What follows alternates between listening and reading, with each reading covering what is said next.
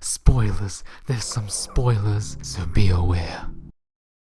One of the longest toku series that I've seen so far, Kamen Rider 1971, or Kamen Rider Ichigo. 98 episodes of a serialized episodic series that gives us a hero that is neither an alien or a human, but instead a man-made cyborg, created by the evils of a criminal Nazi organization known as Shocker, who were creating cyborg human monsters to carry out tasks that the organization wants to create for themselves, which is total world domination. An interesting premise nonetheless. A story that took almost a whole month for me to watch as I sifted through episodes that were sometimes retold and having to go through the continuous episodic nature that each and every episode offered. So damn long. Yada yada yada. I'm not really here to complain about the show, although there are moments of when I was watching this I definitely felt like things were getting repetitive. But if I were to give an honest, clear two-word answer that would summarize the show for me, it would be, it's like, I honestly don't hate this show, because as the show went on, it felt like as each episode was made, the better the series got, and the more budget and the better quality props and fight sequences that was used to make the show, which is evident with how the fight choreography had started to change, with more shots from different angles, explosive effects, less repeated scenes, new scenery, and the improvement of the quality that the show started to bring. I mean, yeah, it's not like modern shows where they have more budget and use CGI. Before its time, back in 1971, yeah, this definitely got a lot of improvement from when the first episode aired. It's like if Ultraman Blazer had started out with effects that was like from Ultraman Tiga, and as the show went on, started getting effects that is like what the show is already. That's how I would describe Kamen Rider Ichigo. But I'm not really here to give a review on the very first Kamen Rider, as I would suspect that someone else has already done that already. Instead, I want to talk about something else. A comparison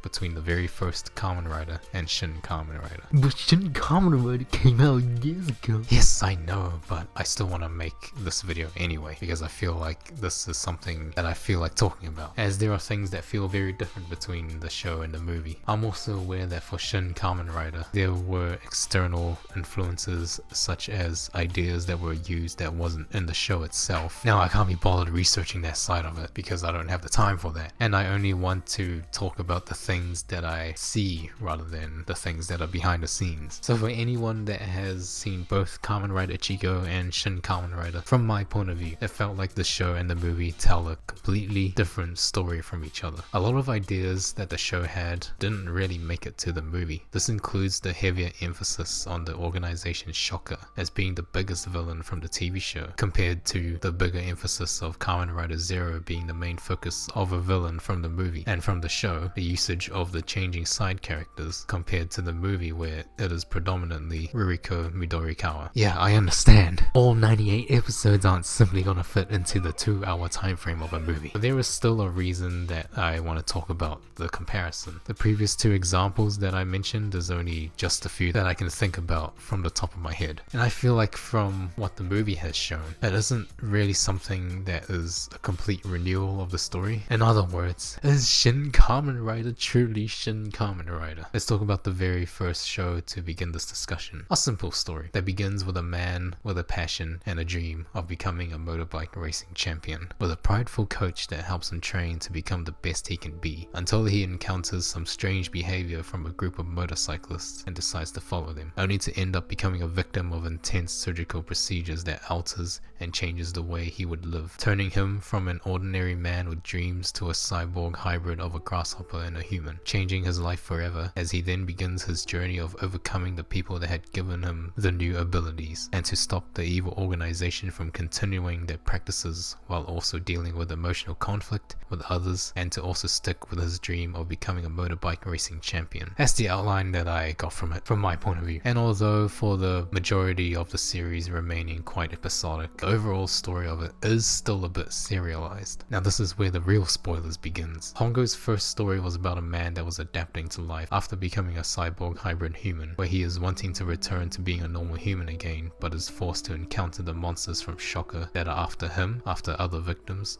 or he seeks them out to defeat them so that their evil plans won't be out to affect others. He is determined to do whatever it takes to stop Shocker from carrying out their atrocious activities, and to also avenge the death of Professor Midorikawa, who was someone who had saved him from the complete surgery where Shocker was about to erase his memories and turn Hongo into one of their own cyborg monsters. And with Tachibana, his great coach, Ruriko Midorikawa, the daughter of the deceased professor who hopes to bring vengeance for her father, and Taki, the FBI agent that was sent to investigate Shocker. With the three side characters by his side, they would all work together to overcome the threats that Shocker may bring upon them. And during these conflicts, we would see the four of them develop as the show goes on, with the character dynamics that they would bring, and to then see the change in Hongo as he overcomes his pain of becoming a cyborg and is then able to return to being a normal human again.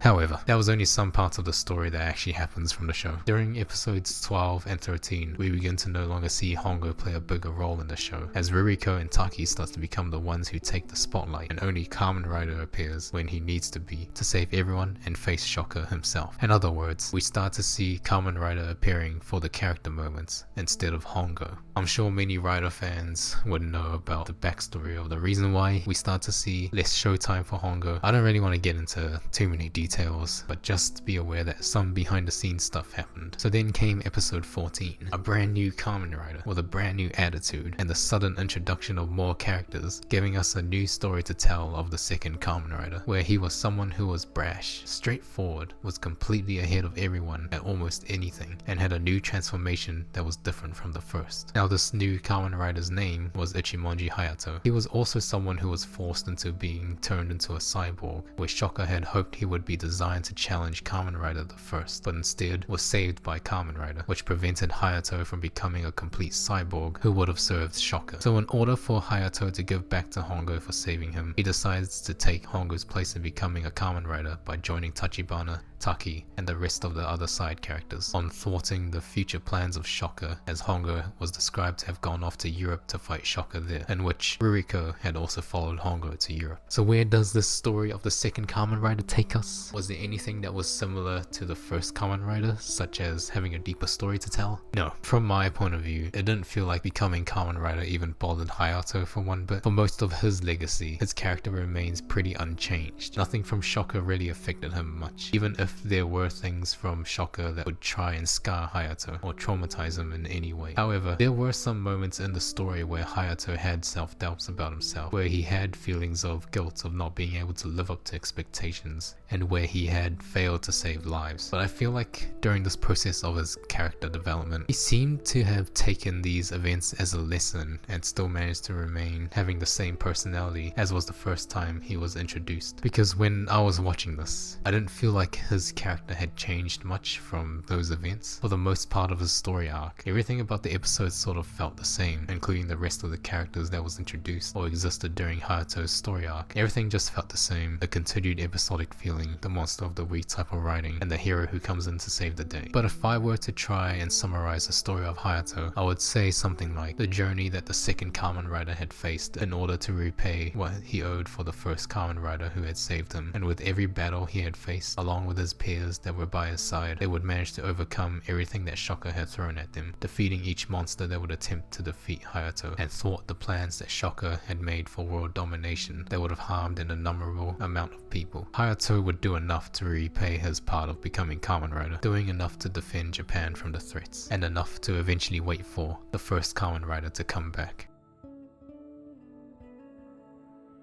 Now Hongo doesn't really come back straight away and takes over the spotlight from Hayato. There's still about 13 episodes from the first appearances of Hongo to have him officially return, but when he does return, Hayato then volunteers himself to go to South America to fight the South American Shocker branch, as Hongo had finished with his business in dealing with the European branch. So Hayato decides it's his time to sort of follow in the same footsteps as Hongo. Now that Hongo returns, he returns better than ever, being more confident in himself and also in being Kamen Rider. His worries of being unable to return return to life as a normal human no longer seem to affect him, as his attitude is completely different from when we last saw him from episode 13. The story arc of his return was not really too interesting for the most part, as it is episodic and at times it feels like the episodes are just being copy and pasted and not much development into Hongo and the rest of the side characters were taking place. I remember at some stage there was about 3 consecutive episodes in where we don't see Hongo at all and only Kamen Rider. And as strange as it seems, the voiceover for Kamen Rider didn't feel like it was the same, as initially it's Hongo who voices over the actions of Kamen Rider, but for those 3 consecutive episodes, it sounded like someone else. よし、みんなよくやったぞ。さすがは少年仮面ライダー隊員だ。ありがとう。あ、いい。ショッカーの箱はどうだ。向こうの岩陰だ。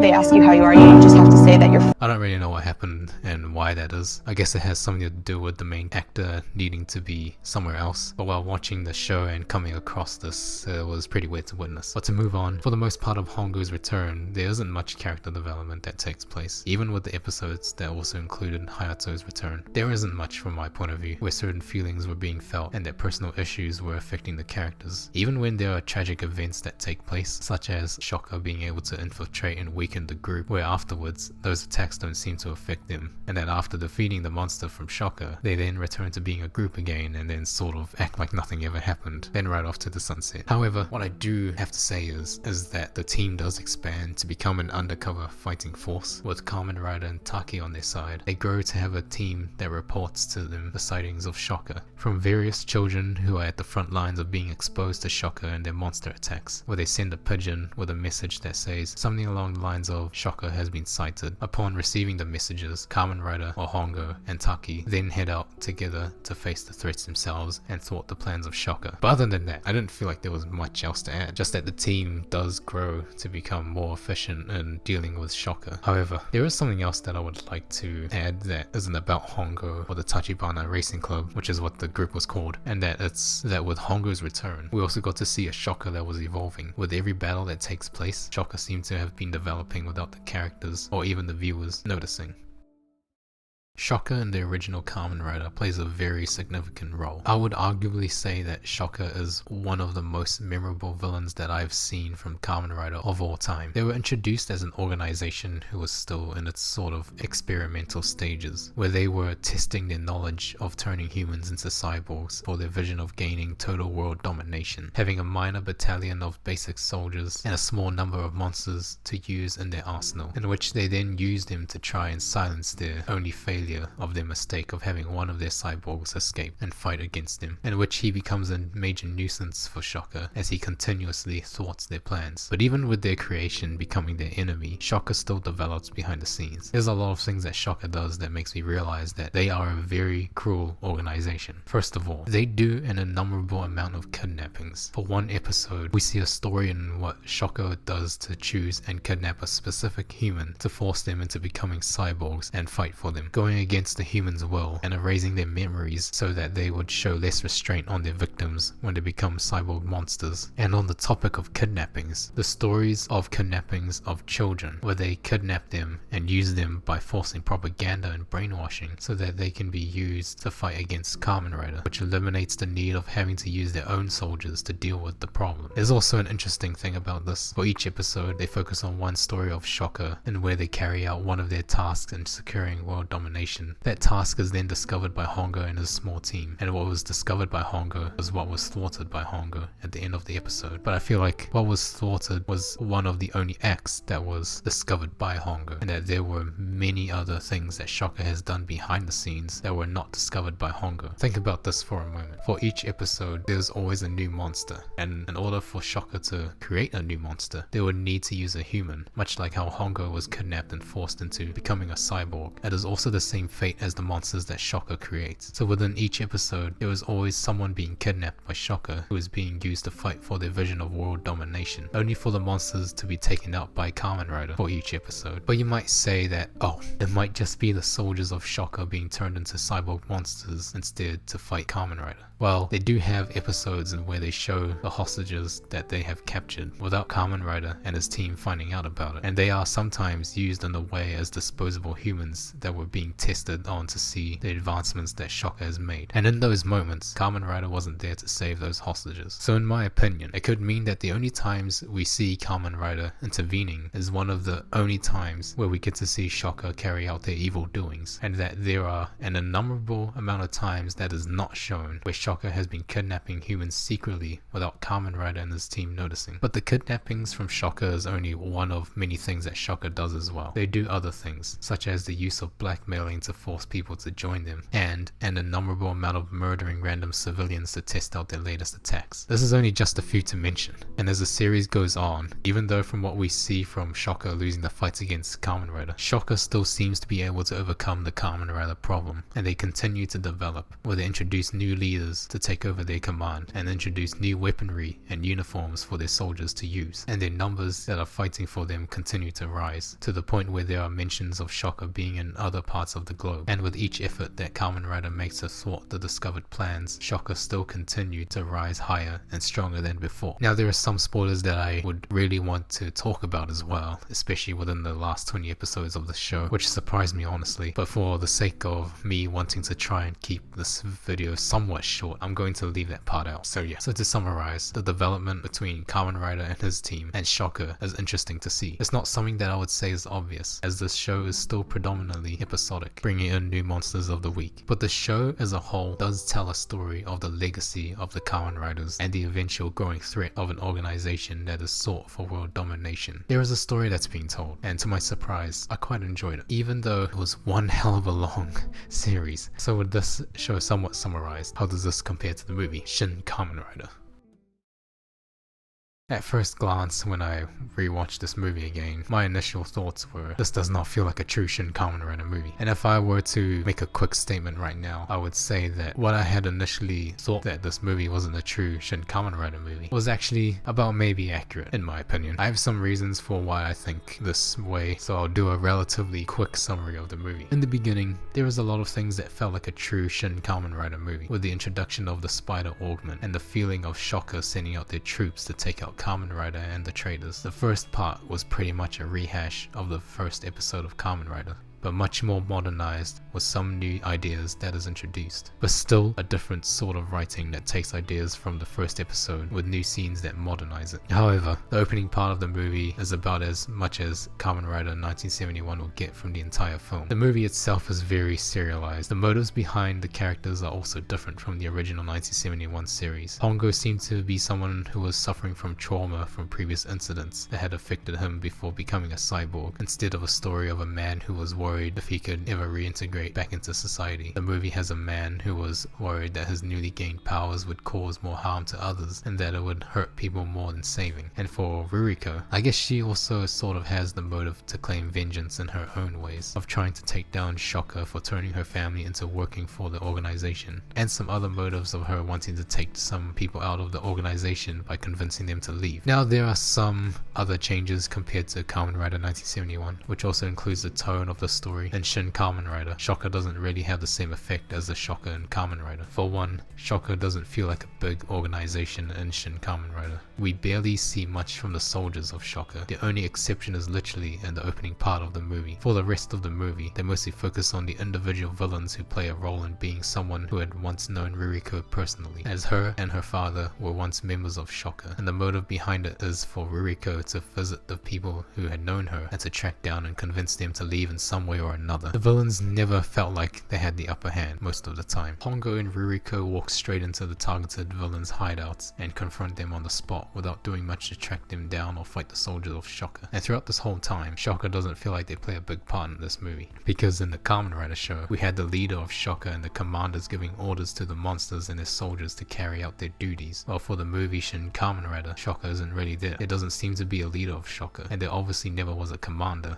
and it seemed like the villains had full control over their own actions, which didn't need any approval from a leader, and that they seemed to be able to freely exercise their own beliefs without anyone telling them what to do. For the second, the movie also somewhat gives Shocker some motives compared to the show, where the main purpose for Shocker was to only gain world domination. In the movie, the individual villains seek to gain their own world domination, using the main motives of Shocker, which was to create their own world of happiness, to end all violence in the world and claim world domination through it. The movie plays a bigger role of showing us the individual individual feelings that each character has. Even with the introduction of Ichimonji, there's a lot of ideas of loneliness and fighting one's battle for themselves and for others. It doesn't feel like there was much story that was written to include the idea of fighting together as a team, but rather for the heroes and villains to fight on their own, and for their own ideals to bring themselves their own idea of happiness in their lives, even if it meant that people were to die in the process of their ideals. There's more of a personal crisis that comes from the individual characters. Each person is suffering from something. Everything about this movie made me feel like everyone was extremely lonely, and the only thing that the characters have in their lives is to fulfill their dream of finding their own happiness, which overshadows anything else that sort of makes Kamen Rider be Kamen Rider. Despite the references the movie makes of the original show, the individual characters are the main highlights of the movie, and not necessarily anything else. Oh yeah, you know how in the movie Ichimonji was the one who was brainwashed and was used to fight Hongo?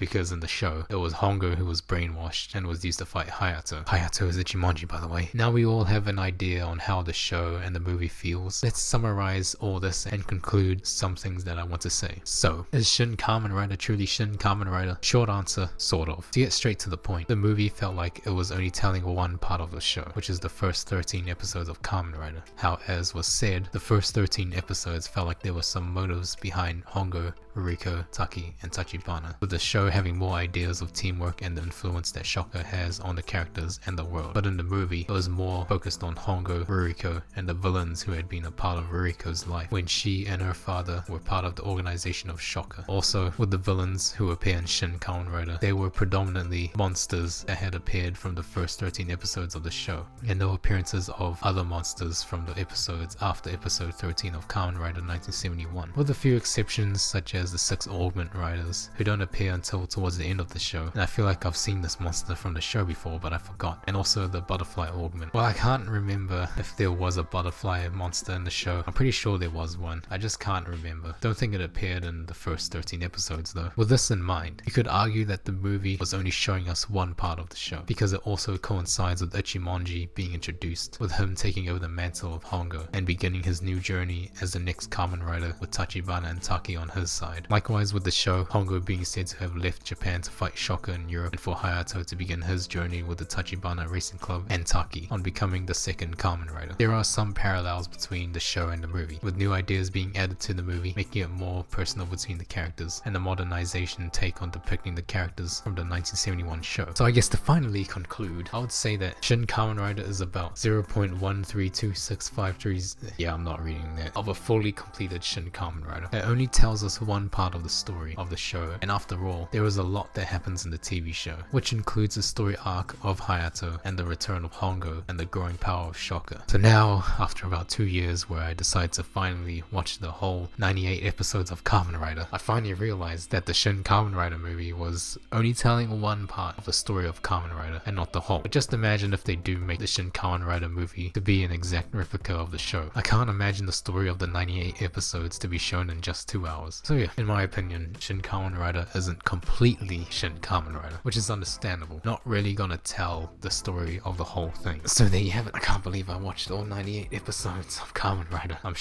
I'm not sure how I managed to do that, but I guess it's time to watch all 88 episodes of Himitsu Sentai. But other than that, thanks everyone for watching. Bye! Also a side message, I'm aware that there was something about using ideas from a manga. I only know about this because I watched the Blue Nova video, but I'm only making a comparison between the show and the movie. So if you want to know more about the behind the scenes stuff of Shin Kamen Rider, then I would suggest watching the Blue Nova video. Yeah.